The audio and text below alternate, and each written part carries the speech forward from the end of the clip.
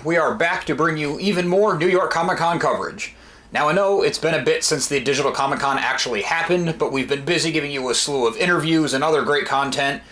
This kind of got pushed aside a little bit, but we want to do our due diligence. We want to cover New York Comic Con 2020, and there's a few things that I was really excited about that I don't want to let go without talking about them. Before we dive in, please remember to subscribe to our channel. Ready Player One is one of my favorite books since it came out. The novel debuted in 2011. It caught like wildfire throughout the world and has since been published in 50 countries. Ernest Cline, the author, got to do a world tour with the first edition of the book. I hope he has a chance to do it with the second. I re-listen to the audiobook at least once a year. The story is awesome. It's a complete love letter to pop culture, and Wil Wheaton, who narrates the book, does a phenomenal job elevating the already fantastic story. Cline actually personally requested that Wheaton be approached to read the audio version of his book. When I saw there was a Ready Player 2 panel featuring author Ernest Cline and hosted by Wil Wheaton, I couldn't miss it. Wheaton and Cline talked like old friends. Cline did the panel from his absolutely amazing garage. It's filled with pop culture elements, including his prize piece, a replica DeLorean made to the one in the Ready Player One movie, which is nearly the same as the Back to the Future DeLorean, but has a few more pop culture twists added on. Much of the conversation was about Ready Player One. Of course, the movie adaptation came up.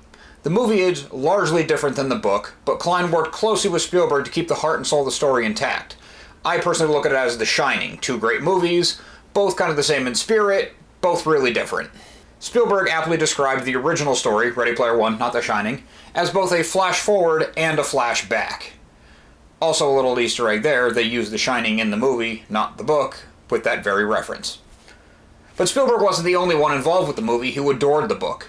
Actor Mark Rylance, who played Halliday in Anorak, who is a very, very important character to the story for those who are out of touch with it, he chose to lift dialogue directly from the book rather than using the dialogue that was written in the script for some key scenes.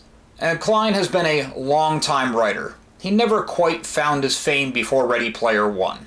After his book hit big, he was elevated and all of his hard work paid off. And then the movie happened, which elevated him even higher. He got to attend the movie's premiere at South by Southwest in his hometown on his birthday. He was even invited to bring his replica DeLorean onto the filming lots where Back to the Future was shot for some truly one-of-a-kind photo ops. He drove that same DeLorean around the country for a big part of his book tour. Speaking of Cline's long journey, before we could say he made it, he grew up poor. He often slept in the laundry room. He was even working a dreadful IT support job, a thankless job, while writing large portions of the novel. All of these nods he gave to Wade in his story. While much of the conversation in this panel was a celebration of Ready Player One and a whole lot of mutual respect exchanged between Wheaton and Cline, Wheaton did insist on something from Ready Player Two.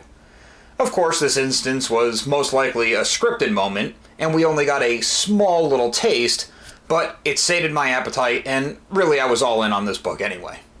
Ready Player 2 will pick up not long after Ready Player 1 left off. Just days. These characters find in Halliday's vault, which was part of what Wade won in the contest, some new tech that could further revolutionize the Oasis technology. It also reveals one final Easter egg and a new threat. This new threat doesn't just threaten the virtual world, but the real one in humanity as well. It was really cool having Wheaton read the brief description that I pretty poorly paraphrased just now, and he will be back to read the second audiobook. Both the printed edition and the audio versions of Ready Player 2 will be available on November 24th. Keep an eye out on the Ready Player 2 Twitter page for announcements and virtual events about the book, its release, and all that kind of stuff, since they're not doing events in person still. Anyway, thanks for watching. Make sure to subscribe to our channel again for lots more, or some more, New York Comic Con 2020 coverage. We have more interviews coming your way, and every Friday we're hitting the AFI 100 Years, 100 Movies 10th Anniversary Edition. Remember to listen to So Wizard Podcast every single week, wherever you get your podcasts. So Wizard Podcast can also be found on Patreon, where for as little as $1 a month, you get bonus episodes. SoWizardPodcast.com is loaded with reviews, recommendations, all new merchandise, and more. Thanks again.